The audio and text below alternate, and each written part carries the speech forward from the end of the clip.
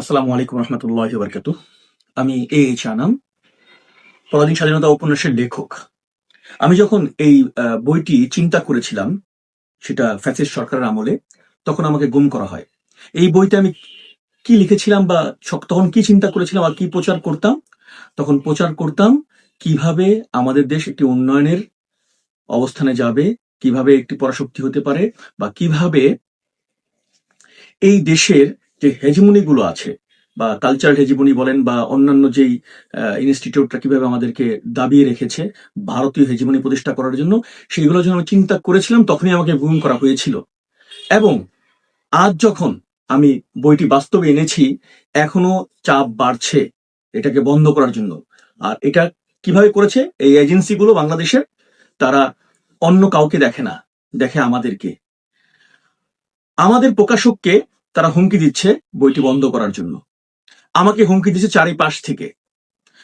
Already আমার জীবিকা অর্জনের যে মাধ্যমগুলো ছিল, ব্যবসা যেটা আমি করতাম, এটা তো আমার প্যাশন, এটা আমি লিখেছি আমার রক্ত থেকে, আমার গুমের সেই নির্বিসহ কষ্ট থেকে। তো আমি একটা কথাই বলবো যে ওরা আমাদেরকে কখনোই দমিয়ে রাখতে পারবে না, কারণ ফ্যাসিস্ট সরকারের ওই সময় পারে নাই, এখনো পারবে না। আর এই যে আজকে যদি আমরা কথা না বলি, আজকে যদি আপনারা আমরা সবাই আজকে যে অবস্থা হয়েছে, যে অবস্থা আমরা দাঁড়িয়েছি, হাদির অবস্থায় চলে গিয়েছি আমরা সবাই। আমরা কেউ কথা বললেই তাদেরকে দমিয়ে দিবে, থামিয়ে দিবে, দাগিয়ে দিবে, আর সামনে বিভিন্ন ভাবে আমাদেরকে আরো ট্যাগ লাগাবে। তো আমি আপনাদেরকে বলবো, ওরা যদি আমাদেরকে আবার বলে যে এটাকে বন্ধ করো, তাহলে আপনারা আমাদের পাশে থাকবেন। ওরা যদি আমাদেরকে গুম করে বা খুন করে বা জেল, জরিমানা বা অন্যান্য আমাদের ট্যাগ লাগিয়ে দেয়, তা আমি আপনাদেরকে বলবো যে আমার লেখার দায়িত্ব ছিল, প্রচারের দায়িত্ব আপনাদের।